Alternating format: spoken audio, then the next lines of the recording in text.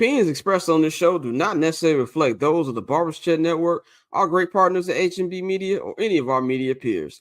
We're just five idiots who love sports and love to talk shit. If you're offended easily, then this show isn't for you. And for those of you who aren't offended easily, sit back, relax, and enjoy the show. Remember, it's only entertainment.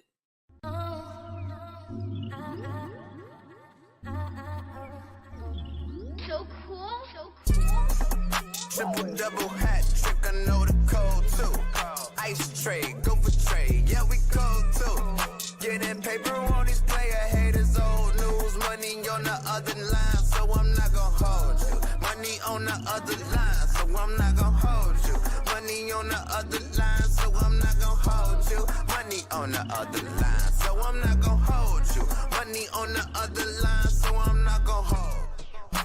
My agent just said we made 100 flat. Make it back and make it stack. This like no Steven Jack. Put my rings up in the camera like I needed that. Up in the air and at the rim is where I meet them at.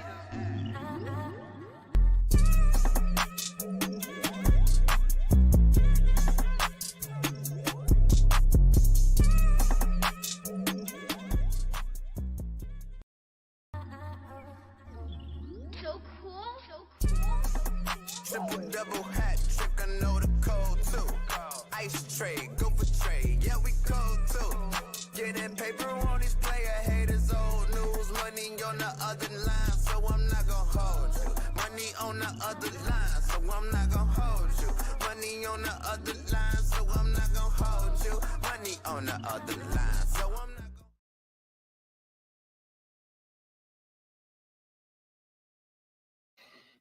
What's going on, y'all? Man, it's your boy Scott here with Bang. It is a special Tuesday night edition of I'm Not Gonna Hold You, man. I am here live in New Orleans here for Super Bowl 59, man. So just decided to give y'all a little late night show to kind of show y'all, what exactly has been going on out here in New Orleans, and talk about all the storylines that's been happening in football, and also we're gonna talk some basketball. Because Friday we have the I'm Not Gonna Hold You Super Bowl preview special, and I just want to focus on football on Friday. So I just want to get a little bit of that basketball out the way, man. But of course, if you're new or if you've been here for a while, you know to follow me on all social media platforms, man. That is at Barbershare Scott. You can follow the Barbershare Network at Barbershare Net on all social media platforms. You can follow the Barbershare patreon.com/Barbershare Network. I did that hella wrong. It's supposed to be the other way. But anyway, follow HB Media TV on Twitter, and that HB Media on Instagram. And I'm going to say it again, subscribe to the Patreon. Patreon.com/Barbershare Network. If you listen to this on the podcast version, the link is in the description box. If you are watching this on YouTube or Twitter, wherever, Instagram, take your phone up to the screen, scan the QR code. Take you right to the link. If you subscribe to the $10 holla, that is the Barbershare All Access fee, you will get 25% off on your first order at the Barbershare Network shop. That is the bcnetshop.com. If you have paid attention to our new rebrand that we've had this week, Barbershare Company, it's still the Barbershare Network. It's just one of multiple divisions under our new company, man. So I'm going to bring in my co-host for the evening, man. We got Mr. JR Bang in the building. Y'all know to follow me on all social media platforms at JR Bang. Bang, how you feeling? Long 2 days. But we out here. Long 2 days. I know what you had to do these last 2 days. Did it take a lot out of you? Oh, you goddamn right it did. But we here, man. I see you having a good old time. I'm having a great time out here. I have not been to New Orleans in 24 years. The last time I was here, I was like 12. 12 years old. So I wasn't able to do like adult things, obviously, but it's been work 98% of the time I've been here. Haven't really been able to like go out and see New Orleans. I'm probably not gonna be able to. Had me Beignet from Cafe Du Monde. Shout out super producer Nikhil in the building. It's amazing. That's all I can say about that. It was amazing. And I had some Popeyes day. Now, some of y'all might be like, well, you having Popeyes for? Popeyes down south is a different thing. For anybody who knows, Popeyes in Louisiana and Texas, Georgia. It's not like your regular Popeyes up on 95th Street. It's just not. They cook it differently. It's a little more care when they're making this chicken. And I was mad this one over. Yeah, I was mad this one over here didn't have a shrimp po' boy. But you know, this one's pretty good. But we're staying in a hotel. I'm not gonna say the hotel, but we're staying in the same hotel as the Kansas City Chiefs. The whole first floor has nothing but AFC championship you know, shit around them. Like it's posters everywhere. When I walked in here to check in, D Hop was just on his phone on the couch in the lobby. And I'm not gonna blow his spot up, but I'm not gonna say what he was doing because I don't know what the fuck he. I don't want to blow his spot up. But when I was walking in the hotel last night, Travis Kelce was walking out, and I saw D Hop at the ATM. It was just funny as hell. So like, but right, exactly. Exactly. I don't want to blow nobody's spot up.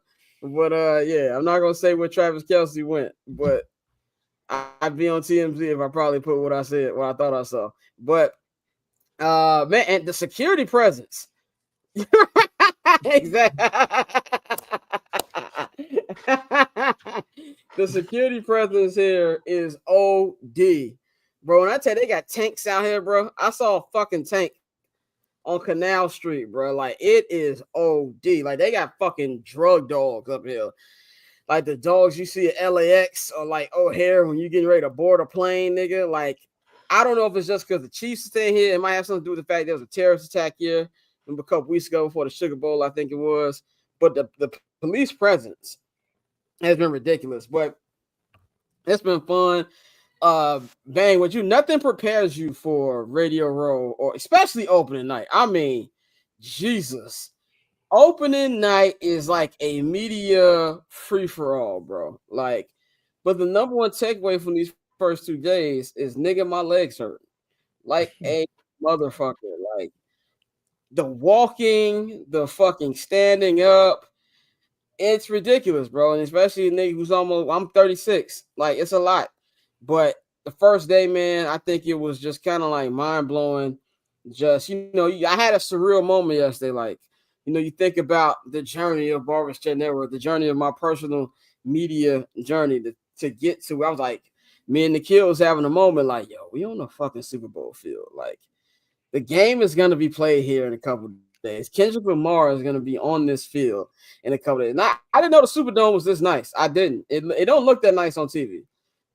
They made a lot of upgrades now, I guess, because it looked real nice in there. But we got some good footage, man. We're going to play some of the footage we got from today and a little bit on that. We'll show all of it on Friday during the Super Bowl preview special. But when I left out of here, man, yesterday, I just took a couple shots of Jameson, boosting myself up. And, you know, walked out there, man, got some good interviews, man.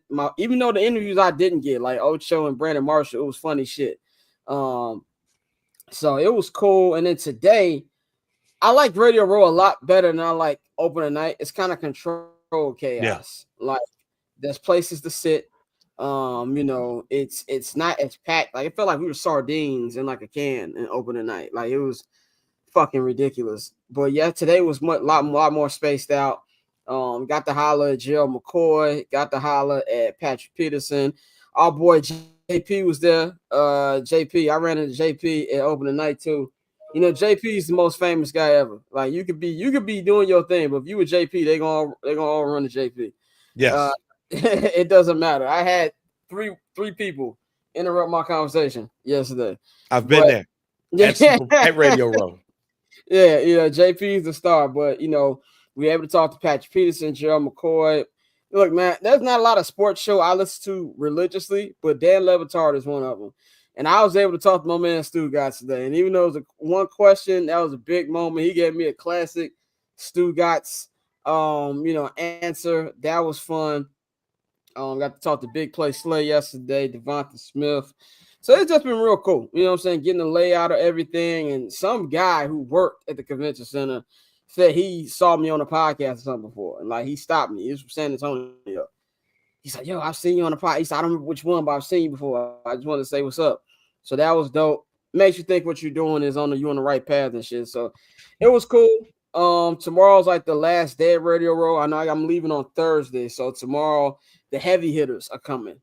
Yeah. Pat McAfee's doing this show. Rich Eisen's doing this show. I saw Kay Adams today. But we didn't. When we were walking in, her show was done, so we didn't have the camera out. I will be there tomorrow when her fucking show starts. I'm getting my fucking interview, but I did see Kay Adams today. And so I'll be there for Pat McAfee and Rich Eisen. I'm trying to get one of them. We almost got a Justin Jefferson interview, but the nigga went out the back door. When he finished, he did like a group interview on ESPN Radio with Michael Penix Jr. and LeJethro Jenkins from Jenkins and Jones podcast. So they did something for ESPN. So we had the microphone ready for him to come out. He went through the fucking back. So I didn't get that interview, Justin Jefferson, but it's been cool, man. It's been real nice. Your favorite Canty will be there tomorrow. Oh, he's gonna be there tomorrow? Yeah. Yep. They're gonna be there avoid tomorrow. that nigga. We're gonna avoid that nigga. But Mad Dog. How can I forget about Mad Dog? Like, if you do anything in media, dog, like, especially if you in New York. I'm not from New York, obviously, but you know, Mike Francesca and the Mad Dog, those are like media legends. And Mad Dog gave me a classic Mad Dog first take answer when I talked to him about Caleb. And we're gonna play that in a moment as well. But it was just fun, man. I'm looking forward to tomorrow. I'm gonna try to get a couple more interviews, and then Thursday, before I get on the plane, Kendrick Lamar press conference with Ebro and Nadeska. I wonder what questions they're gonna ask that nigga. I wonder if they're gonna talk about the elephant in the fucking room. I'm pretty sure PG Lang had them questions vetted, so I'm gonna be interested to see what they answer and what they don't answer. But you know, it's been cool. And the funny thing about it, like, the game is like kind of like been in the background a little bit. Like, I feel like ain't that many people been talking about the game down here. Like, I don't know, from what you've been watching, do you think there's a big buzz for the actual game itself? Not right now. I expect to hear or have more of that more on Friday, like as we get close to the game. I think the Grammys kind of made the Kendrick performance way more anticipated. Yeah. But I think the game itself is the anticipation is going to kick on Friday. Yeah, I won't be here when it happens, but I heard Thursday, Friday is like the big shit, but Wednesday is when everybody comes to town. Like, to the point where, like, my hotel was like, yeah, you can't extend your stay. They're like, you know, Thursday you gotta get shit, get the fuck up out of here. Like, ain't no trying to come down here and extend your stay, because like, they're expecting so many fucking people. But just the first time around, the madness and the weather out here is amazing. And I always shout out to my man Pappy, shout out to Damien. If they were down here, I'd be drunk right now, because there's nothing but bars out here. Like, literally every other fucking building is a fucking bar. B-Dot says, Scott, you a piece of shit, but I'm proud of you. I'm not interviewing a Packer, by the way. They got this little Lambeau Field set up. That's the only thing about the Mad Dog interview I ain't like. Oh, the Lambeau Field thing in the background? Like, motherfucker doing this shit in front of the so they had like a little setup because they got the draft this year. And Pittsburgh has one set up right next to it where they were giving niggas like cupcakes and shit. But Mad Dog, I guess this nigga was going to get some cheese curls or whatever the fuck he was getting. I don't know what it was, some Wisconsin shit. So I was like, all right, we're just going to do this interview here. But yeah, that the Lambeau Field thing in the background. I'm not interviewing no Packers. But you know who's going to be here tomorrow? Mr. Jaden Daniels is going to be here tomorrow. So let's see if we can get Jaden on the show and tell this nigga, yeah, I've been hating on you all year. You know what I'm saying? Just Caleb's better. Like, we going to see how that go tomorrow. But yeah, I want to know if this game heats up, because I really feel like this is going to be a good football game. I really do. Obviously, I'm going with the Chiefs. But it would not surprise me if the Eagles won. And I think if you look from just the Eagles' demeanor, it kind of feels like they're here on business. And not that I don't get the same thing with the Chiefs. Chiefs the same thing. I think they're very much locked in on trying to get 3-peat. That's why I think it's going to be a great game. But like, I think you're right about the Kendrick factor. The Kendrick thing is like, everybody's like, yo, we got it here. Not like us now. Like, we saw Taylor Swift dancing to it, Beyonce dancing to it. So that's just pretty much what it's been for me, just being out here, man. What's some things that you are looking forward to, in this game coming up? Believe it or not, I'm looking forward to the Eagles defense. And not just if they can stop Pat or whatever. I'm looking at Jalen Carter and see if he can do what Chris Jones did. Could he be that anchor on the defense? When you look at Super Bowls, yeah, you got some Super Bowls we've seen blowouts and stuff, but lately we've seen a lot of close games. So when I'm looking at the defensive side of the ball, I'm really looking more towards the Eagles side of the ball, because if the defense that they had when they first went, 2 years ago, it's a totally different defense. And there's a lot of young cats on this defense too. Like, they're not laden with vets. So I'm also looking at this defense, including Jalen Carter, to see how they can react to a whole load of vets who's been there on the other side of the ball for the Eagles. So that's definitely going to be their key to winning. Yeah, and I think too, just from this game that we're kind of seeing, like the NFL, I'll say about this, if you haven't been in the city of an NFL event, like a big of an NFL event, you won't really get the overall grasp of what the NFL is. Like, the NFL fully takes over a city, bro. Like, I've seen it with the draft in Kansas City. I've seen it with the draft in Las Vegas. And now I'm seeing it in New Orleans with the Super Bowl. Every other block, Super Bowl. When you get to the fucking airport, Nikhil got beads, New Orleans beads when he got to play. They ain't give me shit. I got no beads, but he got beads. And it's just been a full, like, celebration of the city and stuff like that. I want to play a couple of these interviews that we did. One was yesterday, one was today, a couple was today. I want to start off with, I was going around asking people their opinions on our quarterback, Mr. Caleb Williams, and just kind of see what the outside perspective is, man. So this is Chris Mad Dog Russo, Gerald McCoy, former player Gerald McCoy, and Patrick Peterson, man. So let's go on and see what they have to say about Caleb.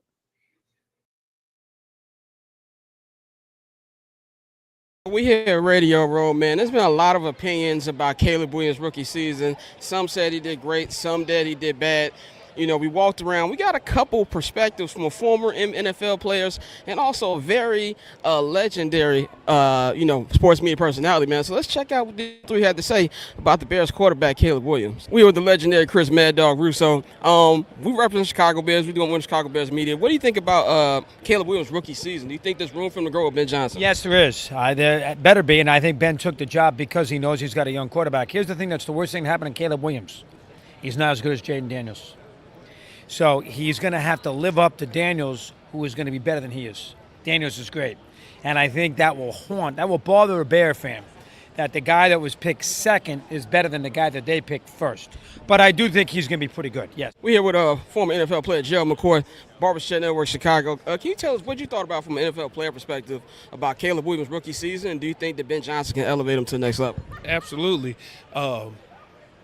We're in a time of instant gratification. TikTok, Instagram Reels, YouTube Shorts. We want to be microwaved, and we forget that it takes time for people to develop, especially at the hardest position in all of football. I think in all of sports is playing the quarterback position.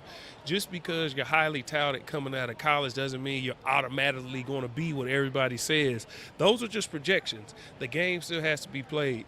Caleb's year wasn't as bad as people made it sound. It was because of all the pressure they put on him, and when he didn't live up to it, it was like, oh, he's terrible. But then you look across the way, and you got Jaden Daniels, or you got Bo Nix, and the biggest enemy to success is comparison. When you're looking across and looking to the left and looking right, then you start to say, oh, well, he's not that man. Caleb's going to be just fine.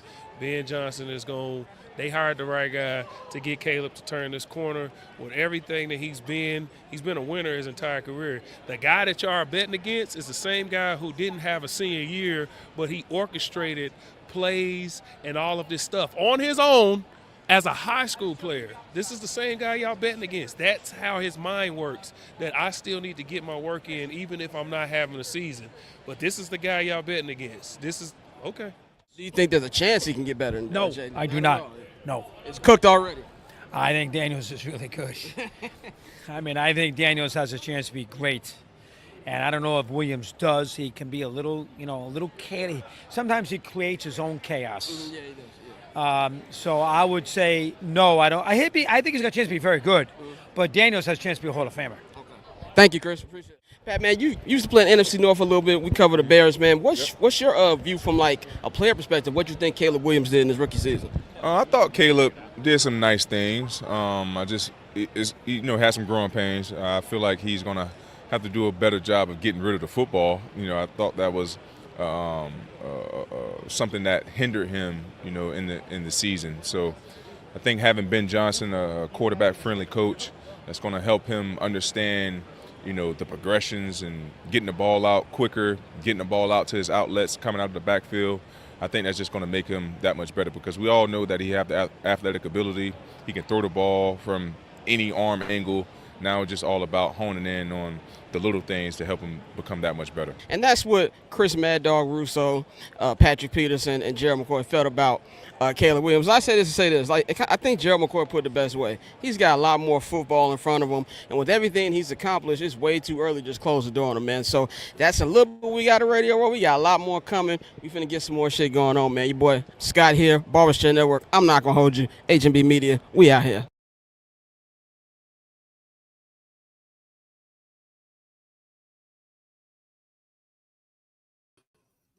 The funny thing about that video is that part I couldn't feel my fucking legs from walking so much, and that's why I almost forgot my fucking name. I was like, "It's your boy," and like I had like a freeze up right there. I just want to say out the gate, Mad Dog was tweaking. I just want to get that out there right there. He said like there was no chance for Caleb to ever be in the same tier.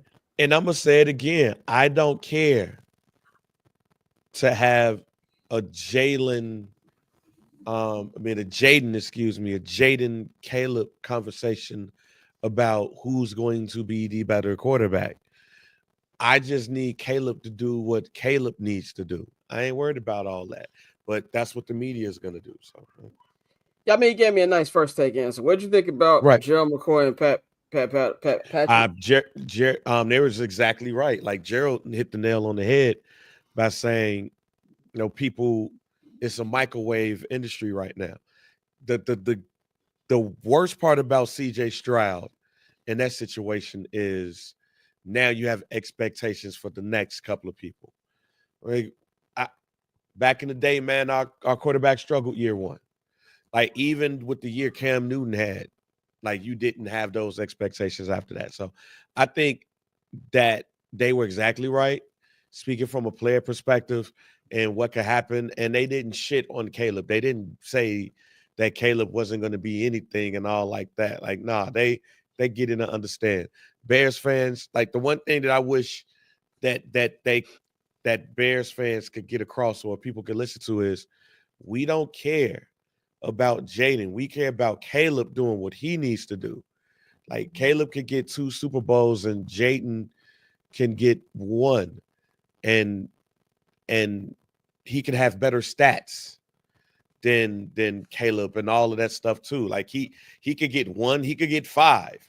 Caleb could get 5, he could get 1. We don't care. As long as we get the 1 from Caleb, we're good. Yeah, I agree with that too, and I definitely think that there's a chance that all this can be turned around by the end of next year. I want to play these 2 other interviews, and we'll go on to other stuff. My brother texted me, he was like, "You look exhausted." That's because I fucking am. I am. I'm doing this for the love of the game, man. We didn't have a show on Monday, so I want to get to back-to-back interviews. Just a quick interview. Well, a quick question. I asked Eagles cornerback Darius Slay, and then I'm gonna play the full interview with me and old friend alert Matthew Nagy. So we're gonna play both of these real quick.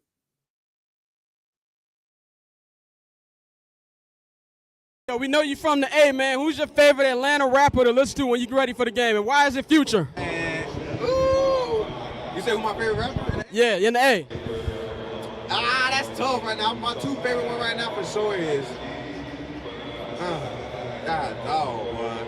I'm R.I.P. the Rich Homie, and I'm really a big Lucci fan and Young Thug fan. So, Lil Baby up there too as well. You know what I'm saying? But Future, it's too many. But my all-time favorite that always wins is Jeezy. Jeezy. Top number one for sure. Appreciate you. Repeat, man, how would that feel like for you personally if you guys are able to get this done? Well, it would feel really good. I'd start there. Dancing and excitement. It's just something, obviously, for us that we haven't talked about. We don't talk about it. But if and when it does happen, it'll be a lot of fun. Well, I'm part of the Chicago Bears beat, so I want to ask you a couple of Chicago questions. Is there anything you see similar with Caleb Williams? And, of course, we know he's going to be with Ben Johnson. With you coaching Pat for all these last couple of years, is there anything you see from an offensive coordinator position that's kind of similar to you with those two? Yeah, you can definitely see some flashes of what Caleb does. I mean, there's some plays that he makes really on his own and that some other people can't make. So when you see that, you really have a respect for what he's doing. He's being a rookie this year, it's not going to all be roses, but you can definitely see that he's got a lot behind him to be very, very successful. And I think probably most important than anything is just the way he handled himself mentally just throughout this whole process. He's been really, really great with that from my perspective from afar. So he's got a very bright future ahead of him. Final question for you. I know there was like a rocky tenure in Chicago, some good times, some bad times. What were some of the good things that you just loved about living in the city of Chicago? Yeah, well, the first couple years, first of all, we were winning, and it was not COVID, so it was a lot of fun. I mean, just being around the city and the people, and just the amount of pride and passion that they had. Unfortunately, then COVID came, and that was tough because you couldn't really get around. I couldn't get down to the city very much. And then the last year, we went 6-11, so it was more difficult. It didn't end how we wanted, but it's just again, as a coach for me, just being able to reflect on those times. I know it's not what we wanted in the end, but there was a lot of stuff that I learned as a coach where I can be better, and I'm looking forward to being able to use that down the road myself personally. Thank you. No problem. Nice. Take care.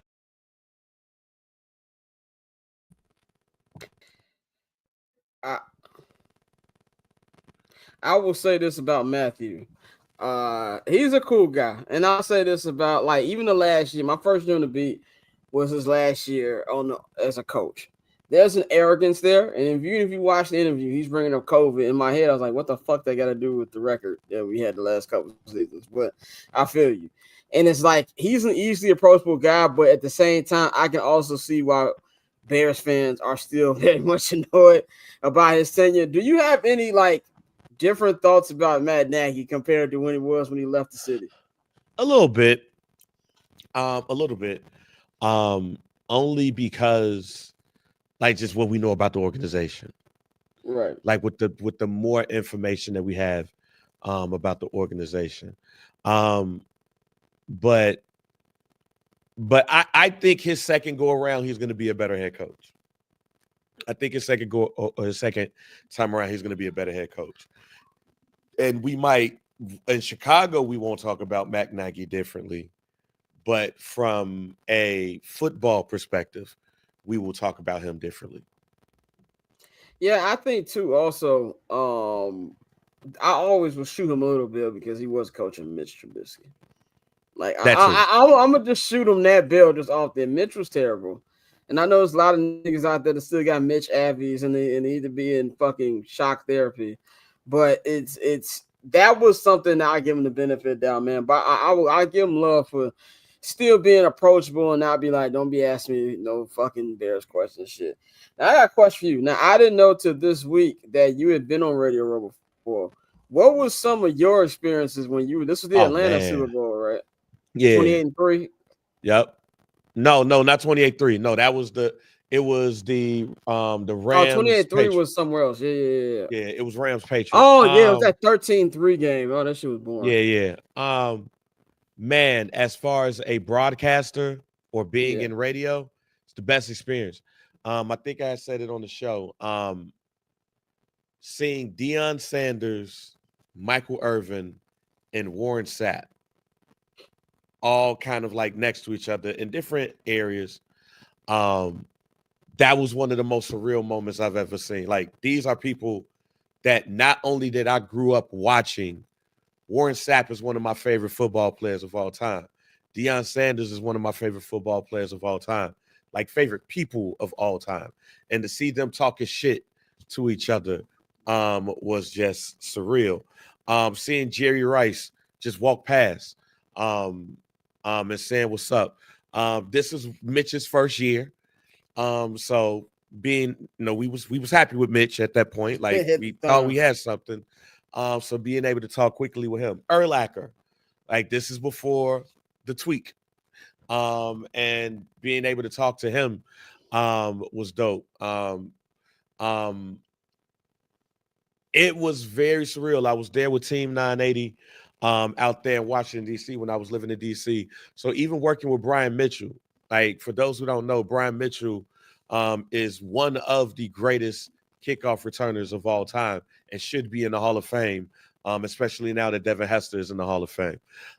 Being able to work side by side with him was dope too. Funny story though, it was probably one of my most nervous moments of all time. I left my laptop at Radio Row and went back to the hotel, but I thought it was in my bag. And I was like, oh shit. And I got back to Radio Row just in time. And I was hoping that nobody take my shit.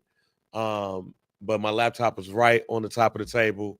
I got it. I was like, yo, well, like, man, that would have been messed up if I didn't get my laptop back, my work laptop back. But man, it was one of the greatest experience, if not greatest experience working wise. I told you the story about Deontay Wilder. They didn't, my station was like, yo, if it ain't football, we ain't really trying to talk to him. And we got a couple of people that we know that's scheduled to come through. So I was like, okay, I'll do it. And I had went up to his people, and it was his wife or his girlfriend. They had their kid right there. She was bad too. I had went up to his people like, yo, want to get an interview with a champ if possible. They was like, yo, you can, but you got to get that guy over there. And I was like, who, Steven Espinosa? Like, you point at him. They was like, yeah, you know him? I said, yeah, that's the VP of like boxing at Showtime. No, I will interview him first, and then I'll go get the champ. So I asked him a couple of questions, and he basically hinted strongly that Keith Thurman and Manny Pacquiao was going to fight. And like a week later, that happened. So I was able to kind of like get that exclusive out of him. And then I was able to talk to Deontay Wilder as well. So I was able to like get my rocks off and stuff too. Shouts out to my man, Big Mad. He was there. Like JP is going to always be at the Super Bowl because the man of the year. So being able to chop it up with him, he wanted me to stay. And he the man of the hour. He the man of the hour. Yeah. You just go around and but I had me and Big Man had people looking at us crazy because they like who was those dudes talking to Jared Payton, Walter Payton's son, and shit. He wanted me to stay a little bit longer, but my wife was pregnant at the time, and I was like, no, I got to get back. Like, come on, you know how JP is. Like, come on, man. Right. Hey, man, his wife was like, because it was his wife there with him? Nah, I just saw JP. Okay, yeah. So his wife was there with me, with him too. So he was like, yeah. She was like, no, he got to pregnant. Oh no, he got to go. So no, it was the greatest experience. But that Deion Sanders, Michael Irvin, Warren Sapp moment was just wow. I told Nikhil yesterday. I was like, you know what this is like? This is like, I feel like somebody, like, I've been putting a lot of work in the underground, and I feel like a new player in the NBA who like been killing his first couple years in the league, but he ain't made the playoffs yet. Like, Radio Row is like my playoffs. Like, I'm like the AC right now. Like, I ain't got no damn table and shit, but I think I put up 2 30-point performances in my first 2 games. So niggas like, oh, okay, look, this nigga nice. You know what I'm saying? Like, that's kind of how I feel. And I feel like anybody who does media should go to one of these things because it's, like you said, it's surreal. And just see, it's the industry. That's what it is. The industry, everybody in one area working, and you just gotta hustle. You gotta be aggressive. And you know me, I'm the furthest fucking thing from shy. But I don't be liking bothering people. Like, I don't know Right. if it's a Chicago nigga in me. I just don't like going up to niggas and ask them shit. But I'm like, I didn't fly all the way here to not be doing shit. So I just stepped it up to a level. So it's been fun, man. We got a lot of interviews. So if you they're currently out. If you want to see full interviews, I forgot I had an interview with Matt Forte. Shout out to Matt Forte, Yep. man. Shout out to Matt Forte. Great interview. He has no idea all the foul things I said about him when he was holding out. Before I was a media person. He has no idea about that. Shout out to Tom Pelissero. Gave me a really, really great interview. Yeah, Like, when you said that, I was like, oh shit, that's what I'm talking about. yeah, it was almost 4 minutes. And then we were done. He said, "Man, you're really good. You really know how to ask great questions. You really know how to talk." And I was like, that's a great fucking compliment right there. Tom gave me great answers. And even though, and I'm gonna shoot Brandon some bail. Brandon didn't answer my question because he was there with some brand asking questions. Now Ocho saw me. I called that nigga name like 4 times. Nigga was looking dead at me. I'm like, come on, nigga. Like, you can give me one question, bro. But I will definitely be putting Brandon give me that, and I'm not gonna hold you intro from here on out. But if you want to see the interviews up on my Twitter, they're on the YouTube. And if you missed it, we're gonna play all of them in full on Friday for the I'm Not Gonna Hold You preview special. I'm not gonna give my any picks or feel. We're gonna save all that for Friday. I just want to pivot a little bit to the NBA because there's a lot of big NBA news that I want to talk about. And not spending time on that on Friday because we probably got to spend a little bit of time because the trade deadline will be over by then. So I'm pretty sure we got to talk about that. But I mean, obviously, Luka and the Lakers. I had to ask my man Stu Gatz about that today. If you missed that, it's on my Instagram. He gave me a classic Stu Gatz quote on that. But I remember when it happened, bro. Like, it's a Saturday, and I have my phone on D&D on the weekend. I don't want to be bothered. Like, I have a D&D VIP list. So basically, everybody involved with Barber's Chair, Pavi, everybody, like, and certain family members can get through my VIP list. But I'm on Instagram watching reels, laughing. Like, I get stuck on IG for like 2 hours just laughing at fucking reels. And shout out my man Lotto. Oh shit.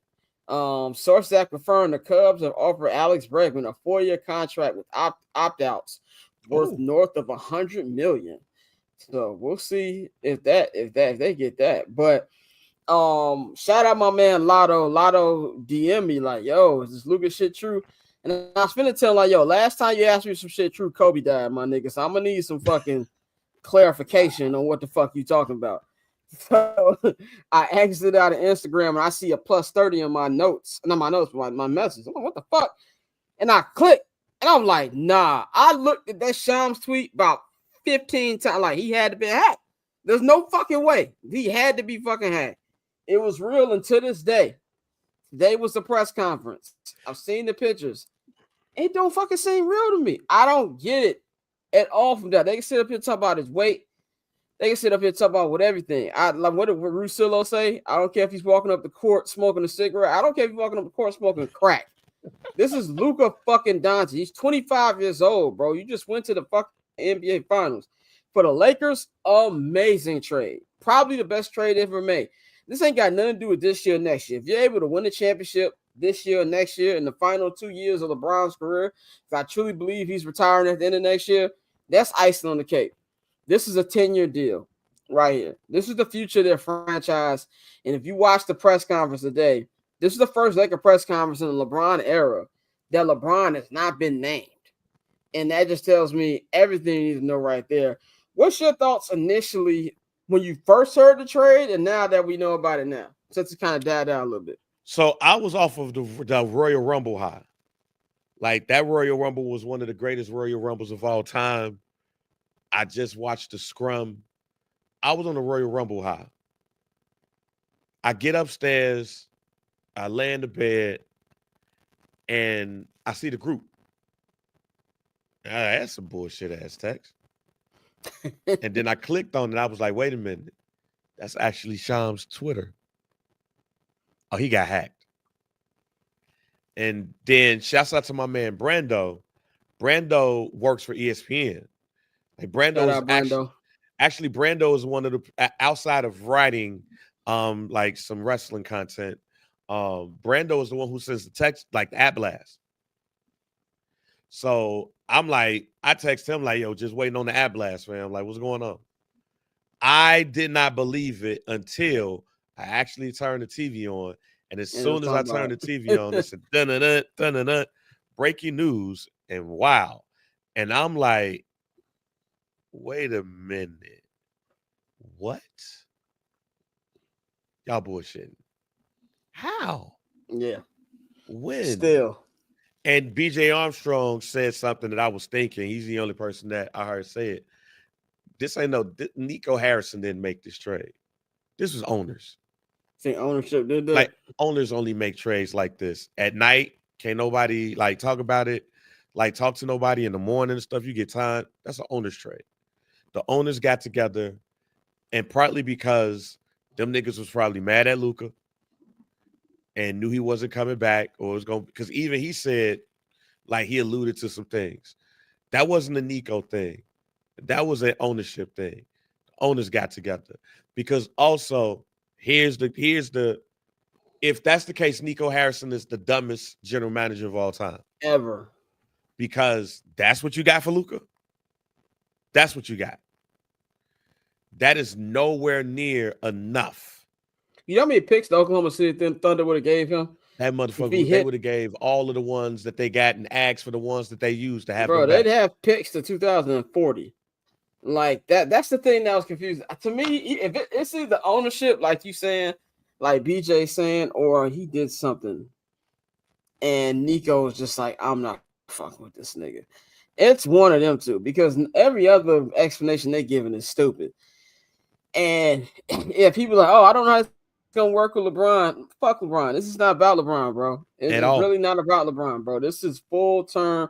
Did you see that leather jacket that Rob Pelinka had on there? He was feeling himself. He was like, nigga, I'm that nigga.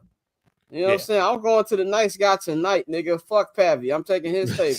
Yeah, this has nothing to do with LeBron. Has everything to do with the future after LeBron. Now, can LeBron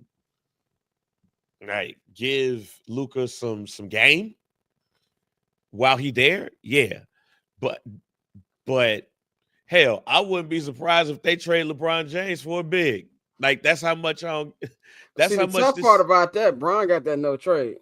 I know, but depending on where he go, like, you know, that's how much I don't give a damn about LeBron James and the Lakers at this point. Like, that's just how much. Trade that nigga to Utah for Walker Kessler. They're gonna trade that nigga in a 3-team deal for a big, like, and pair that big with Luka. LeBron James, you've been told your services are no longer needed. You can opt out next year. We don't give a fuck. Bron is officially buddy ass. That's who Bron is buddy Shout ass. out to Rico. Now. Yeah, shout out my boy Rico, man. Shout out to Rico. I thought about that special we did a couple days ago.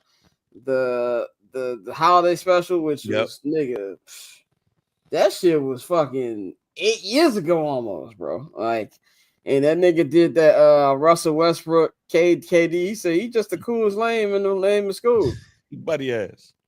Shout out to my boy Rico, man. But I want to talk about these other trades, man. De'Aaron Fox is now a San Antonio Spur playing with Victor Wembanyama. I love this trade. I love it, love it, love it. It gives Wemby a point guard. It makes it gives a long-term way for De'Aaron to win. And I just love it. I only question mark has got coaching. Who's going to be the coach? Pop is not going to come back. I don't think. Maybe if he does, it's going to be for a Memorial final game where they give him his right off to the sunset. He's going to retire type deal. I don't see him coming back in full capacity, but I like this for both. And, you know, it's a new start for me for De'Aaron. And the one thing that Wemby needed more than anything was a point guard. And not that Chris Paul hasn't been solid. I think CP3 has brought some things, but he's not De'Aaron at this point in his career. What stood out to you about this trade? What they gave up. This is one of those situations where I don't think they gave up nearly enough. If you know that's where he wants to go, you fleece that team. You should have got Castle or Keldon Johnson. You didn't. So the fact that San Antonio got Wemby, Fox, Castle, Johnson, picks that they don't really give a fuck about. Chris Paul is the OG of the team. Like now Chris Paul is the wily vet. He's the knowledgeable vet. The sky is the limit for that team. Might not do it this year, but I'm right coaching situation. Yo, they got something over there. And Zach LaVine was involved in that trade, and he's back playing with his boy DeMar again. I say this about the Bulls, man. I don't want to waste too much time on them niggas, but I'll say about the Bulls. By the way, I have no faith in them actually doing this right, but at least they picked the lane. They picked the lane. They're going to rebuild, even though we just heard from Casey Johnson that it sounded like Vooch might be staying past the deadline because the Warriors have turned their attention to Kevin Durant. We're going to get to that in just a minute. But, yeah, man, I just kind of look at it like Zach had to go, but now they got to figure out which way they're going to do this, man. And it was just funny to see everything just pick up so quick right after the Luka trade. Everything just like the floodgates. So that's why nothing these next 48 hours will surprise me of what potentially happens in any of these potential trade packages, man. What do you think about a potential reunion with KD and Steph? Do you think it's too little too late at this point? I don't know how to put it. I don't know, because when you look at the Thunder and you look at the Grizzlies, it's an ensemble performance. Like these big threes and stuff, it's like, but if you're gonna have a big three, KD and Steph is good. Right. Like, I don't know if it's too little too late, because when you have all of that experience on one team and the talent that's there, it has to mean something. But the NBA, the Celtics, the Cavs, who currently playing right now, two teams that have ensembles. They have full teams. Memphis, Thunder, full teams. They 8-9 deep. That's when I have to find out if the OGs still got it, or they got it, but it's just too much against them. I think that I'll wait till after the All-Star break to really, especially if the trades happen, I'll wait till the All-Star break to see what it is, because, I mean, something like that should have worked in Phoenix, and it didn't. Yeah, I think the thing with Phoenix is it was just poorly constructed team. Now you're in the fate of Bradley Beal because he has a no fucking trade code. Who the fuck? When they were negotiating contracts, you know what? Let's give Bradley a no trade contract. Like, who? Like, if you ain't LeBron, my nigga, like, very, very, very, very, very, very select shoe niggas who should have that, and he ain't one of them, man. Trying to think what else is there. Any bold prediction as we wrap this up for trade deadline that you could think could possibly happen? Man, I think we got one more big domino to fall. It just feels like that. And the crazy thing is, this is not just a bold prediction for the trading deadline. This is bold prediction for NBA, period. If Luka could get traded, anybody could get traded. There's only maybe a handful of untouchables in the NBA right now. And they're all young. So as the league transitions from LeBron, KD, Steph, I don't think there's going to be a fight to be who's going to be the person that replaced them. I think that we're going to see the 70s NBA, where it's just a lot of ensemble teams that's out there that's good and that's getting it. And even though you have stars on the team, like the league does not revolve around those stars. And maybe that's good for the NBA. Because the one thing about the NFL is even though you have stars, you root for teams. If you have enough good teams around, it could get you back to rooting for the team. The other thing is I want to see how the Bulls fall. The Bulls have clearly looked to tank. Vooch might stay, but they're actively shopping him. I'm interested to see how much they fall, and at the same time, see how Lil Boozy Vert can grow. Because if we can be Huff enough to get Ace, Jag for Flag, Ron Harper's son, like this is a deep draft. So if we can get into that top 5, we could get quality pieces. But I really want Cooper Flag because I want it to be the white big 3. Him, Giddy, and who's the third person? Cooper, Giddy, and Mattis. White big 3. The white big 3. Setting West Loop on fire. That's exactly what it's gonna be, man. I've got nothing else. For today. Just wanted to go over the topics and shit like that. That's big, so we can focus strictly on football come Friday, man. I am exhausted. It's only 9 o'clock, but I'm gonna be going to bed soon. Gotta wake up early. Gonna hit Radio Row again tomorrow. See what interviews we get tomorrow. It's supposed to be a big day. A lot of the bigger names are starting to show up in town. Yeah, tomorrow gonna be the day. Prepare. Yeah. Tomorrow gonna be the day because that Wednesday. Oh Lord, that Thursday. Everybody's starting to get out, but tomorrow, shit, we had an interview. Everybody was coming over to that Team 980 table. Yeah, I'm prepared tomorrow. I'm gonna be there bright and early. I'm trying to get my K Adams interview, man. That's my goal for tomorrow. I want to get that. Pat McAfee is gonna be there tomorrow. Rich Eisen's gonna be there. Pretty sure I'll start to see some Hall of Famers tomorrow. I didn't see any Hall of Famers today. Oh, you gonna see them all tomorrow? So I'm looking forward to that tomorrow. We're gonna be ready. So I saw the Golick family, and I saw the Golicks today too. Yeah, I felt first of all, no, I know we're about to wrap, but Mike Golick, he be on the hose. What the senior? Senior? Junior. Oh, okay. When he was in that, they was following behind that man. That man had a cornucopia. But they seem like the coolest family, fam. Like, you know, you've never lived in the suburbs like that. I have. They the white family on the block that got all the parties.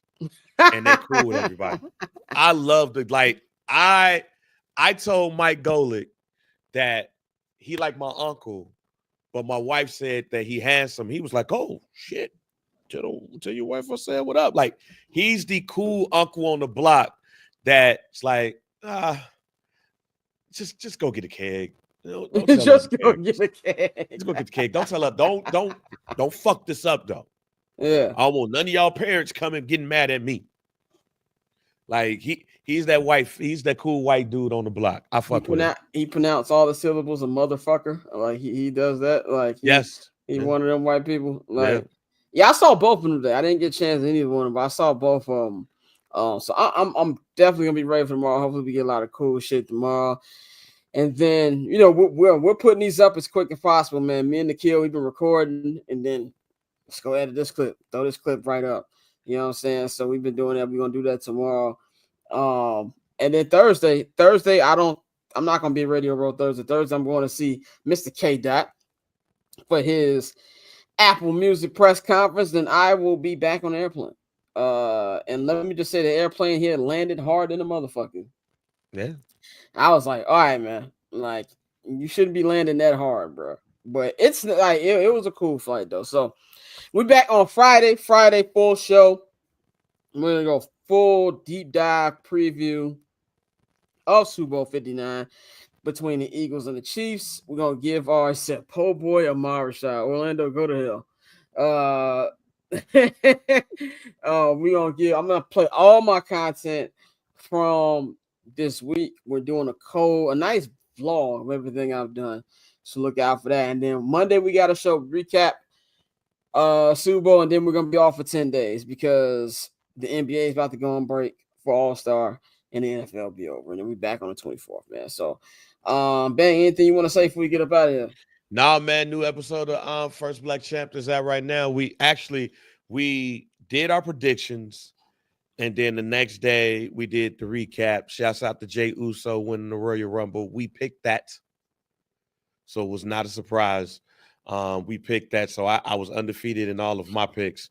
Because Charlotte Flair, aka Charlita, Charlita, even though she got divorced from my man Andrade, but Charlita ended up winning the Royal Rumble. So check that out. We also go a little bit into the Luka trade and a couple of other things on that too. So there you go. Check us out. There will be an episode of Summer Sessions coming to y'all tomorrow night. I'm going to make Pappy's life a living hell about this Grammy shit. And did you hear the trailer for Drake and P&D? Is it just me if I heard that song 18 times before? Hey, the label was like, go ahead and let that shit, put it out, put that little bullshit. That's the question I want to know. Is UMG distributed or is it P&D's label and they just going like, I think next door featuring Drake? I think UMG is the district. They have to be. If Drake is on there, they got it. I want to see if that's like, because that's a real interesting thing right there. But I will not be listening to that shit. But anyway, that is all we got for y'all on late night at the Super Bowl. Shout out to everybody who watched. My brother said, look like I was about to fall asleep on here. That's why I'm logging off, because I'm very tired.